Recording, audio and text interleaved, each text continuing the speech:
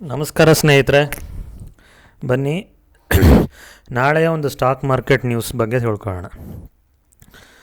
ನೆನ್ನೆ ವಿಡಿಯೋ ಬರೆದಿದ್ದಕ್ಕೆ ದಯವಿಟ್ಟು ಬೇಜಾರು ಮಾಡ್ಕೋಬೇಡಿ. ನೆನ್ನೆ ಸ್ವಲ್ಪ ಹುಷಾರಿರಲಿಲ್ಲ, ಈಗಲೂ ಕೂಡ ನನಗೆ ಹುಷಾರಿಲ್ಲ. ಆದರೂ ನಿಮ್ಮೆಲ್ಲರ ಒಂದು ಅಭಿಮಾನಕ್ಕೋಸ್ಕರ ಖಂಡಿತ ನಾನು ಈ ವಿಡಿಯೋನ ಮಾಡ್ತಾಯಿದ್ದೀನಿ.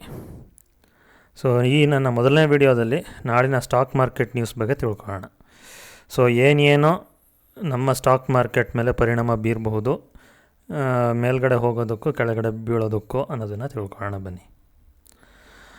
ನೆಕ್ಸ್ಟ್ ವೀಕು ನೀವು ನೋಡ್ಬೋದು, ಇಂಡಿಯಾ US ನಮ್ಮ ದೇಶದ ಒಂದು GDP ಡೇಟಾ ಮತ್ತು ಅಮೇರಿಕ ದೇಶದ ಒಂದು GDP ಡೇಟಾ ನಾಳೆ ಹೊರಬೀಳುತ್ತೆ.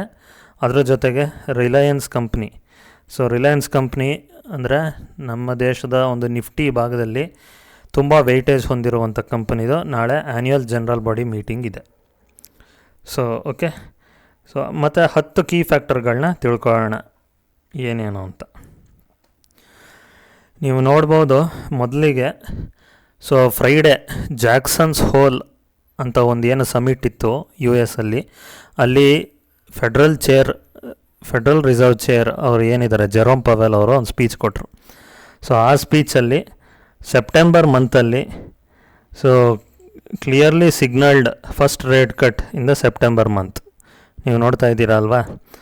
ಹಾಗಾಗಿ ಸೆಪ್ಟೆಂಬರ್ ಮಂತಲ್ಲಿ ರೇಟ್ ಕಟ್ ಆಗೋದ್ರಿಂದ ಲಿಕ್ವಿಡಿಟಿ ಸ್ಟಾಕ್ ಮಾರ್ಕೆಟಲ್ಲಿ ಹೆಚ್ಚಾಗುತ್ತೆ. ಬಾಂಡ್ ಯೀಲ್ಡ್ಸು ಮತ್ತು ಬೇರೆ ಕಡೆ ಏನು ಹೋಗೋದಿದೆ ಅದು ಡ್ರಾಪ್ ಆಗುತ್ತೆ. ರೇಟ್ ಕಟ್ಟು ನಮಗೆ ಸೆಪ್ಟೆಂಬರ್ ಮಂತಲ್ಲಿ ಕಾಣ್ಬೋದು. ಇದ್ರ ಸಲುವಾಗಿ ಸೆಪ್ಟೆಂಬರ್ ಮಂತಲ್ಲಿ ನಮಗೆ ಒಳ್ಳೆ ರ್ಯಾಲಿ ಅಂತ ಸಿಗ್ಬೋದು. ಓಕೆ, 10 ಕೀ ಫ್ಯಾಕ್ಟರ್ಸ್ ಬಗ್ಗೆ ತಿಳ್ಕೊಳ್ಳೋಣ. ಮೊದಲನೇದು ಅಮೇರಿಕಾದು GDP ನಮಗೆ ಥರ್ಸ್ಡೇ ಹೊರಬೀಳುತ್ತೆ. Okay, second estimates US GDP growth. ಇಲ್ಲಿವರೆಗೆ ನೋಡಿದ್ರೆ US ಎಕನಾಮಿ ಡೇಟಾ 2.8% ಗ್ರೋತನ್ನು ಕಂಡಿದೆ. US economy data okay, which is much Q2 ಅಲ್ಲಿ which is much better than the expectations. Expectations ನಮಗೆ ಏನು QY ಫೈನಾನ್ಷಿಯಲ್ ಇಯರ್ 24 ಅಲ್ಲಿ ನಮಗೆ ಕರೆಂಟ್ ಇಯರ್, ಇಲ್ಲಿ ನಮ್ಮದು ಅಕಾಡೆಮಿಕ್ ಇಯರ್ ಫೈನಾನ್ಷಿಯಲ್ ಇಯರ್ ತೊಗೊತೀವಿ, ಅವರು ಕರೆಂಟ್ ಇಯರ್ ತೊಗೊತಾರೆ. January, February, March. ಏಪ್ರಿಲಲ್ಲಿ ಬಂದಿದ್ದು ನಿಮಗೆ 1.4 ಇದೆ. ಹಾಗಾಗಿ ಇವಾಗ ಬರೋದು ಅಲ್ಲಿ Q2 ರಿಸಲ್ಟ್ಸ್. ಓಕೆ, ಕನ್ಫ್ಯೂಸ್ ಮಾಡ್ಕೋಬೇಡಿ. ಇಂಡಿಯಾದು ಫೈನಾನ್ಷಿಯಲ್ ಇಯರ್ ಡೇಟಾ ಅಂದರೆ ಏಪ್ರಿಲ್ ಟು ಮಾರ್ಚ್, ಅವ್ರದ್ದು ಕರೆಂಟ್ ಇಯರ್ ಡೇಟಾ ಅಂದರೆ ಜನವರಿ ಟು ಡಿಸೆಂಬರ್ ತೊಗೊತಾರೆ. ಹಾಗಾಗಿ ಅಲ್ಲಿ Q2 ಈಗ ಎಕ್ಸ್ಪೆಕ್ಟೇಷನ್ನು 2.8% ಎಕ್ಸ್ಪೆಕ್ಟೇಷನ್ ಇದೆ. 2.8ಗಿಂತ ಚೆನ್ನಾಗಿ ಬಂತು ಅಂದರೆ ಈ ವಾರ ಪೂರ್ತಿ ಬುಲ್ ಮಾರ್ಕೆಟ್ ಹೋಗುತ್ತೆ, ಯಾರ ಕೈಲೂ ಅದನ್ನು ತಡೆದು ನಿಲ್ಸೋಕ್ಕಾಗೋದಿಲ್ಲ. ಓಕೆ, ನೋಡೋಣ, ಇದು ಒಂದು ಕಾರಣ. Next global economic data. Global economic ಡೇಟಾಲಿ ನೀವೇನೇನು ನೋಡ್ಬೋದು, durable goods orders US data release ಆಗುತ್ತೆ ಜುಲೈ ಮಂತದ್ದು. Tuesday house price index June ಮಂತದ್ದು ರಿಲೀಸ್ ಆಗುತ್ತೆ. Wednesday MBA mortgage applications, API crude oil stock change, ಇದೆಲ್ಲ ವೆಡ್ನೆಸ್ಡೇ ರಿಲೀಸ್ ಆಗುತ್ತೆ. ಥರ್ಸ್ಡೇ ನೋಡಿ ನಾನು ಹೇಳ್ದಂಗೆ GDP ಗ್ರೋತ್ ರಿಲೀಸ್ ಆಗುತ್ತೆ. ಅದರ ಜೊತೆಗೆ ರಿಯಲ್ ಎಸ್ಟೇಟ್ ಕನ್ಸ್ಯೂಮರು ಪ್ರೈಸ್ ಕೂಡ ರಿಲೀಸ್ ಆಗುತ್ತೆ, ಮತ್ತು ಜಾಬ್ ಕ್ಲೈಮ್ಸ್ ಅದು ಕೂಡ ರಿಲೀಸ್ ಆಗುತ್ತೆ. ಥರ್ಸ್ಡೇ ನಮಗೆ very important day. American stock market ಮೇಲೆ ಒಂದು ತುಂಬ ಇವೆಲ್ಲದರಲ್ಲೂ ಅದು ಎಕ್ಸ್ಪೆಕ್ಟೇಷನ್ಸ್ನ ಬೀಟ್ ಮಾಡಿದ್ರೆ ಸೂಪರ್ ಡೂಪರ್ ಬುಲ್ ಮಾರ್ಕೆಟ್ ಅಂತ ಖಂಡಿತ. ಓಕೆ, ಇನ್ನು ಯುರೋಪಿಯನ್ ಮಾರ್ಕೆಟ್ ನೋಡಿದ್ರೆ economic industrial services sentiments Thursday release ಆಗುತ್ತೆ. Inflation flash unemployment rate Friday release ಆಗುತ್ತೆ ಯುರೋಪಿಯನ್ ಮಾರ್ಕೆಟಲ್ಲಿ. ಜಪಾನ್ ಮಾರ್ಕೆಟಲ್ಲಿ ಅನ್ಎಂಪ್ಲಾಯ್ಮೆಂಟ್ ರೇಟು, ಜಾಬ್ಸ್ ಅಪ್ಲಿಕೇಶನ್ನು ಇದೆಲ್ಲ ರಿಲೀಸ್ ಆಗುತ್ತೆ. ಓಕೆ, ಕಮಿಂಗ್ ಟು ನಮ್ಮ ದೇಶ ಭಾರತ ದೇಶದಲ್ಲಿ ಮೊದಲನೇದು June 24 quarter will be closely watched on August 30th. August 30ನೇ ತಾರೀಕು ನಮಗೆ ಒಂದು ಎಕನಾಮಿಕ್ ಡೇಟಾ ರಿಲೀಸ್ ಮಾಡ್ತಾರೆ. ಸೊ GDP ಗ್ರೋತ್ ನಂಬರ್ಸ್ನ ರಿಲೀಸ್ ಮಾಡ್ತಾರೆ. ಸೊ ಎಲ್ಲರೂ ಎಕ್ಸ್ಪೆಕ್ಟೇಷನ್ಸ್ ಏನು ಇಟ್ಕೊಂಡಿದ್ದಾರೆ, 6 to 7% ರೇಂಜಲ್ಲಿ ಎಕ್ಸ್ಪೆಕ್ಟೇಷನ್ಸ್ ಇಟ್ಕೊಂಡಿದ್ದಾರೆ. ಹಾಗೆ ನಮ್ಮ RBI ಕೂಡ ಈ ಸತಿ 7.3 ಅರ್ಲಿಯರ್ ಎಕ್ಸ್ಪೆಕ್ಟೇಷನ್ಸ್ ಇತ್ತು, ಈ ಸತಿ 7.1 ಎಕ್ಸ್ಪೆಕ್ಟೇಷನ್ಸ್ ಇಟ್ಕೊಂಡಿದ್ದಾರೆ. ನೋಡೋಣ 6 to 7% ಎಕ್ಸ್ಪೆಕ್ಟೇಷನ್ಸ್ ಎಷ್ಟಿದೆ, ಎಷ್ಟು ಡಿಕ್ಲೇರ್ ಆಗುತ್ತೆ ಅಂತ. ಸೊ ಇಲ್ಲಿ ನಮ್ಮಲ್ಲಿ ಕೂಡ ಅದು ಬೀಟ್ ಆದರೆ ಇಲ್ಲೂ ಕೂಡ ಬಂಪರ್ ಲಾಟ್ರಿ ಸ್ಟಾಕ್ ಮಾರ್ಕೆಟಲ್ಲಿರೋರಿಗೆ. ಓಕೆ, ಸೊ ನೆಕ್ಸ್ಟ್ ಡೇಟಾ ಏನು, ರಿಲಯನ್ಸ್ ಇಂಡಸ್ಟ್ರಿದು ಎ ಜಿ ಎಮ್ ಅಂದರೆ annual general body meeting. So ಯಾಕಪ್ಪ ಎಲ್ಲ ಕಂಪ್ನಿಲೂ AGM ಆಗುತ್ತೆ, ಯಾಕೆ ರಿಲಯನ್ಸ್ದು AGM ಆದರೆ ಅಷ್ಟೊಂದು ಒತ್ತು ಕೊಡಬೇಕು ಅಂದರೆ, ರಿಲಯನ್ಸ್ ಅವರು ನಮ್ಮ ಮಾರ್ಕೆಟಿನ ಇಂಡೆಕ್ಸ್ ಏನಿದೆ ನಿಫ್ಟಿ 50ಲಿ ಒಂದು ಜಾಸ್ತಿ ವೆಯ್ಟೇಜನ್ನು ಇಟ್ಕೊಂಡಿರೋರು. ಸೊ ಸಪೋಸ್ ತಿಳ್ಕೊಳ್ಳಿ, ರಿಲಯನ್ಸ್ ಕಂಪ್ನಿನೇ ಮುಂದೊಂದು ದಿನ 3-4% ಸ್ಟಾಕ್ಸ್ ರಿಲಯನ್ಸ್ ಕಂಪ್ನಿಲಿರೋ ಸ್ಟಾಕ್ಸ್ ಬಿತ್ತು ಅಂದರೆ ಓವರಾಲ್ ಮಾರ್ಕೆಟು ನಿಯರ್ಲಿ 3 to 4% ಅದು ಬೀಳುತ್ತೆ. ಯಾಕಂದರೆ ತುಂಬ ವೆಯ್ಟೇಜ್ ಹೊಂದಿರುವಂಥ ಕಂಪ್ನಿ ನಿಫ್ಟಿ 50ಲಿ. ಸೊ ತುಂಬ ವೆಯ್ಟೇಜ್ ಹೊಂದಿರುವಂಥ ಕಂಪ್ನಿಲಿ ಮೊದಲು ಇದು, ನೆಕ್ಸ್ಟ್ ಬ್ಯಾಂಕ್ಸ್, ಈ ಥರ ಬರುತ್ತೆ.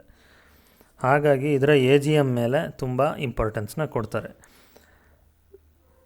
ಸೊ ಇಲ್ಲಿ ಏನು ತಿಳ್ಕೊಬೇಕು ಅಂದರೆ, ರಿಲಯನ್ಸ್ ಅವ್ರದ್ದು ಒಂದು IPO ಬರುತ್ತೆ. ಓಕೆ, ಏನು IPO ನೋಡೋಣ. ಈ ಮೀಟಿಂಗಲ್ಲಿ so main things to watch out for ಅಂದರೆ ಏನು ಅಂದರೆ, so IPO listing timeline ಯಾವುದಕ್ಕೆ, ರಿಲಯನ್ಸ್ ಜಿಯೋ ಇನ್ಫೋಕಾಮ್ ಅನ್ನೋ ಒಂದು IPOನ ಬರುತ್ತೆ. ಹಾಗೆ ಅದ್ರ ಜೊತೆಗೆ ರಿಲಯನ್ಸ್ ರೀಟೈಲ್ ಅನ್ನೋ IPO ಕೂಡ ಬರುತ್ತೆ. ಅದರಲ್ಲೂ ಇನ್ನೂ ಮುಂದಕ್ಕೆ ಹೋದರೆ ನ್ಯೂ ಎನರ್ಜಿ ಬಿಸ್ನೆಸಸ್ ಕೂಡ ನಾಳೆ ಅವರು ತಿಳಿಸಲಿದ್ದಾರೆ ಯಾವ್ಯಾವ ಬಿಸ್ನೆಸಸ್ಸು ಬರುತ್ತೆ ಅಂತ. ಸೊ ಮೇಯ್ನು ರಿಲಯನ್ಸ್ ಜಿಯೋ ಇನ್ಫೋಕಾಮು ಮತ್ತು ರಿಲಯನ್ಸ್ ರೀಟೇಲ್ IPO ಯಾವ ಡೇಟ್ಗೆ ಲಿಸ್ಟ್ ಆಗ್ಬೋದು ಅನ್ನೋದನ್ನ ನಾಳೆ ತಿಳಿಸ್ತಾರೆ. ನೆಕ್ಸ್ಟ್ ಬಂದು IPOs. ಸೊ IPOಸು ನಾಳೆ 9 IPO ಈ ವಾರದಲ್ಲಿ ಲಿಸ್ಟ್ ಆಗುತ್ತೆ. ನಾಳೆ ಅಲ್ಲ, 9 ವಾರದಲ್ಲಿ, ಮುಂದಿನ ವಾರದಲ್ಲಿ 9 IPO ಲಿಸ್ಟ್ ಆಗುತ್ತೆ. ಸೊ ಅದರಲ್ಲಿ ಯಾವ್ದ್ಯಾವುದು ಅಂದರೆ Premier Energies 2830 crores Premier Energies public ಆಫರಿಂಗ್ನ ತೊಗೊಂಬರ್ತಾಯಿದೆ. ಇಂಡಿಯಾ ಮೊಬಿಲಿಟಿ ಆ್ಯಂಡ್ ಹಾಸ್ಪಿಲಿಟಿ 601 ಕೋಟಿ ಪಬ್ಲಿಕ್ ಆಫರಿಂಗ್ನ ತೊಗೊಂಬರ್ತಾಯಿದೆ. ರಾಕೇಶ್ ಜುಂಜುನ್ವಾಲಾ ಅವ್ರದ್ದು ಬಜಾರ್ ಸ್ಟೈಲ್ ರೀಟೈಲ್ ಅನ್ನೋ IPOನ ಆಗಸ್ಟ್ 30ನೇ ತಾರೀಕು ತೊಗೊಂಬರ್ತಾಯಿದ್ದಾರೆ. ಇಂಟರ್ ಆರ್ಕ್ ಬಿಲ್ಡಿಂಗ್ ಪ್ರಾಡಕ್ಟ್ಸ್ ಅವರು ಕೂಡ ಆಗಸ್ಟ್ 26ನೇ ತಾರೀಕು ತೊಗೊಂಬರ್ತಾಯಿದ್ದಾರೆ. ಓಕೆ, ಸೊ ಇದ್ರ ಜೊತೆಗೆ ಹೋದ ವಾರ IPO ಆಗಿದ್ದು ಓರಿಯಂಟ್ ಟೆಕ್ನಾಲಜೀಸು ಆಗಸ್ಟ್ 28ನೇ ತಾರೀಕು ಲಿಸ್ಟ್ ಆಗುತ್ತೆ. ಸೊ ಇಂಟರ್ ಆರ್ಕ್ ಅನ್ನೋದು ಕೂಡ ಆಗಸ್ಟ್ 26ನೇ ತಾರೀಕು ಲಿಸ್ಟ್ ಆಗುತ್ತೆ. ನೆಕ್ಸ್ಟ್ ವೀಕಲ್ಲಿ ಆಟೋ ಸೇಲ್ಸ್ ನಂಬರ್ಸ್ ಕೂಡ ರಿಲೀಸ್ ಮಾಡ್ತಾಯಿದ್ದಾರೆ. ಇಂಡಿಯಾದ ಮೇಜರ್ ಕಂಪ್ನಿಗಳಾದ ಟಾಟಾ, ಮಹೀಂದ್ರ, ಮಾರುತಿ ಎಲ್ಲ ಯಾವ್ದ್ಯಾವ್ದಿದೆ, ಹುಂಡಾಯಿ, ಕಿಯಾ ಮೋಟರ್ಸ್ ಯಾವ್ದ್ಯಾವ್ದಿದೆ ಎಲ್ಲ ಆಗಸ್ಟ್ ಮಂತ್ಲಿ ಸೇಲ್ಸ್ ಡೇಟಾನ ರಿಲೀಸ್ ಮಾಡ್ತಾಯಿದ್ದಾರೆ. ಓಕೆ, ಸೊ ಅದು ಕೂಡ ಒಂದು ನಮಗೆ ಕೀ ಪಾಯಿಂಟು ಮಾರ್ಕೆಟನ್ನು ಮೇಲೆ ಕೆಳಗೆ ತೊಗೊಂಡೋಗೋದ್ರಲ್ಲಿ. ಹಾಗೆ ಇದೊಂದು ಟ್ರೆಂಡ್ನ ನಾನು ನಿಮಗೆ ತೋರಿಸ್ತಾ ಇದ್ದೀನಿ. ಸೊ ನಮ್ಮ ದೇಶದ ಒಂದು GDP ಡೇಟಾ ಯಾವ ಥರ ಇದೆ ಅಂತ. ಓಕೆ, 2023 2023 Q4 May 31 ಎಕ್ಸ್ಪೆಕ್ಟೇಷನ್ 4.6 ಇತ್ತು, 6.1 ಆಗಿದೆ. ನೆಕ್ಸ್ಟು ಆಗಸ್ಟಲ್ಲಿ Q1 2023 ಎಕ್ಸ್ಪೆಕ್ಟೇಷನ್ಸ್ 7.7 ಇತ್ತು, 7.8 ಡಿಕ್ಲೇರ್ ಆಗಿದೆ. ನೆಕ್ಸ್ಟ್ Q2 6.8 ಇತ್ತು, 7.6 ಡಿಕ್ಲೇರ್ ಆಗಿದೆ. ಸೊ ಮತ್ತು Q3 6.6 ಇತ್ತು, 8.4 ಡಿಕ್ಲೇರ್ ಆಗಿದೆ. ನೆಕ್ಸ್ಟ್ 6.7 ಇತ್ತು, 7.8 ಡಿಕ್ಲೇರ್ ಆಗಿದೆ. ಸೊ ಈ ಸತಿ ನೋಡೋಣ, ಈ ಸತಿನೂ ಮತ್ತೆ 6-7 ರೇಂಜಲ್ಲಿ ಒಂದು ಫೋರ್ಕಾಸ್ಟ್ ಅಂತ ಇರುತ್ತೆ. ಸೊ ಪ್ರೀವಿಯಸ್ಲಿ 7.8 ಬಂದಿತ್ತು, ಈ ಸತಿ ಎಷ್ಟು ಡಿಕ್ಲೇರ್ ಆಗುತ್ತೆ ಅಂತ ನಾವು ನೋಡೋಣ. ಓಕೆ, ಸೊ ಕಂಟಿನ್ಯೂಸ್ ಆಗಿ ಲಾಸ್ಟ್ 5 ಟೈಮ್ಸ್ ನಮ್ಮ ಭಾರತ ದೇಶದ ಒಂದು GDP ಡೇಟಾ ತುಂಬ ಹೊರಗಿದೆ, ತುಂಬ ಬೆಳೆದಿದೆ.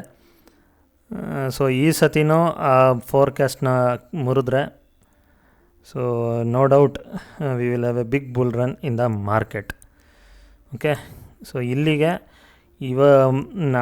ಮುಂದಿನ ವಾರಕ್ಕೆ ಬೇಕಾದ ನ್ಯೂಸ್ಗಳನ್ನು ನಾನು ಹೇಳಿದ್ದೀನಿ. ಸ್ಟಾಕ್ ಮಾರ್ಕೆಟ್ನ ಮೇಲಕ್ಕೆ ಕೆಳಗೆ ಕೊಂಡೊಯ್ಯಬಹುದಾದಂಥ ಒಂದು ನ್ಯೂಸ್ಗಳು ನಿಮ್ಮ ಈ ವಿಡಿಯೋದಲ್ಲಿ ನಾನು ತಿಳಿಸಿದ್ದೇನೆ.